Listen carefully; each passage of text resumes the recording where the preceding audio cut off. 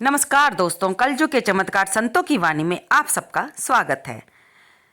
सुन रहे हैं हम कार्तिक महात्म्य के अध्याय, जिसमें हम 25 अध्याय तक सुन चुके हैं, जिसमें हमने जाना कि किस प्रकार हम अच्छे काम करने वाले का सिर्फ साथ देने से या देखने से ही उसका छठे अंश पुण्य का प्राप्त करते हैं, और अगर हम किसी पापी का संसर्ग करते हैं तो उसका फल भी हमें भोगना पड़ता है।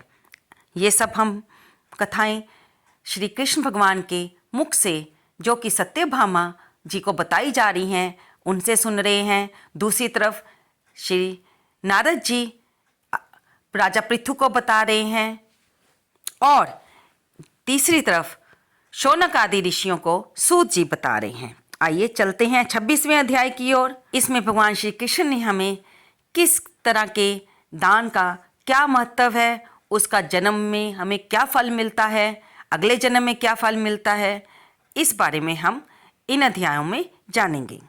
श्री कृष्ण जी बोले, उज्जैन नगरी में एक धनेश्वर ब्राह्मण रहता था। वह अपने कर्मों को नहीं करता था, पापी और दुष्ट बुद्धि का था। वह रस, कंबल, चमड़े का व्यापार करता था और झूठ बोलता, चोरी करता, वैश्यागमन, सुरापान आदि करता था, और इसी से वह दुखी रहता था। एक बार क्रय विक्रय का कार्य करता हुआ वह धनेश्वर मुनि महेश की बसाई महेशपुती नगरी में पहुंचा, जो पवित्र नर्मदा नदी के किनारे है। वहां धनेश्वर ने कार्तिक स्नान करने वालों को देखकर 1 महीना निवास किया।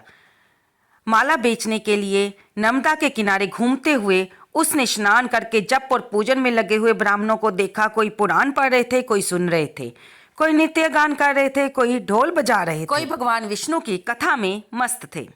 विष्णु की मुद्रा में अंकित तुलसी माला पहनकर कहीं घूम रहे थे। उसने ऐसा देखा। नित्य वहां घूमता, वैष्णवों के दर्शन करता, भाषण सुनता, उसे विष्णु भगवान के नाम का बोध हुआ। इस प्रकार महीने भर जब वह वहां पर ठहरा, उसने कार्तिक के उद्यापन की विधि को, भक्ति सहित भगवान के जागरण को देखा। पूर्णमासी के दिन ब्राह्मण गौ इनका पूजन, कार्तिक स्नान किए मनुष्यों को दिए गए भोजन दक्षिणा को देखा। फिर सायंकाल को समय मनुष्यों ने शिवजी की प्राप्ति के लिए दीपदान किया, उसको देखा। फिर पूजन आदि को देखता हुआ धनेश्वर घूम रहा था। तभी कर्मों के प्रभाव से एक काले सर्प ने आकर उसे काट खाया। वह मूर्छित होकर गिर पड़ा। भक्तों ने उसे गिरा देखा, उसके चारों ओर इकट्ठे हो गए और तुलसी मिला जल उसके मुख में डाला। यम के दूत उस मरे हुए को बांधकर कौरों से मारते हुए जमराज की संयमनीपुरी को ले गए। चित्रगुप्त ने उसके सब दुष्कर्म जमराज से कहे। तब चित्रगुप्त बोला, इसने अपने जीवन में कोई सुकर्म नहीं किया जो कहा जा सके। हे महाराज, ये दुष्ट पाप मूर्ति समान है, इसलिए ये नरक में रहना चाहिए। ये सुनकर जमराज अग्नि समान रूप दिखाता हुआ अपने दूतों को क्रोध से आज्ञा दी, हे प्रेतपतियों, इसको मुदगरों से मारते मारते कुंभी पाक नरक में डाल दो। लेकिन जैसे ही उन्होंने उसे अग्नि में डाला, अग्नि शांत हो गई। जैसे कथाओं में हम सुनते हैं, प्रहलाद को हिरण्याकश्यप ने जब अग्नि में जलाने का आदेश दिया था तो अग्नि शीतल हो गई थी। इससे विस्मय होकर प्रेतपति ने सारा वृत्तांत जमराज जी को सुनाया। जमराज जी प्रेतपति की बात सुनकर विस्मय से उनको बुलाकर विचार करने लगा। तभी वहां नारद जी पहुंच गए।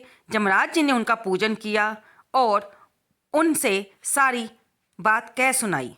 उस धनेश्वर को देखकर नारद जी बोले, हे जमराज, ये नरक भोगने योग्य नहीं है, क्योंकि इसने अंतिम समय में नरकों को दूर करने वाला कर्म किया है।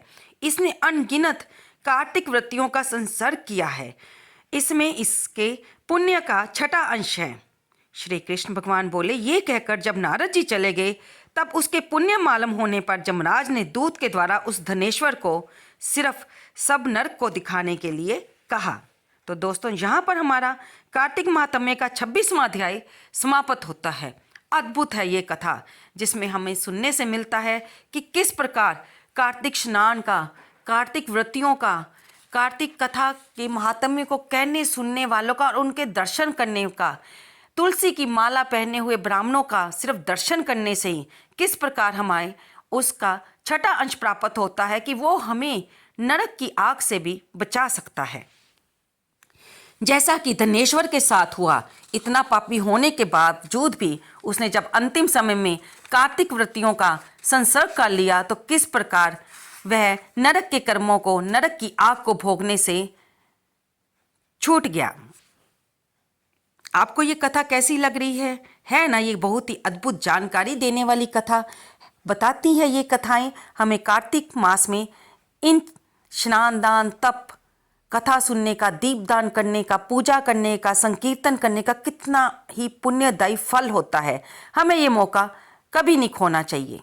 अभी भी हमारे पास जो भी 3-4 दिन आपको ये कथा सुनने तक, वीडियो सुनने तक बचे हैं, कर लीजिए दीपदान, कर लीजिए किसी नियम का फल, कर लीजिए किसी मंदिर में जाकर सुन लीजिए कथा और भगवान के गुणगान कीजिए। कमेंट बॉक्स में जय विष्णु भगवान लिखना बिल्कुल ना भूलें। धन्यवाद दोस्तों।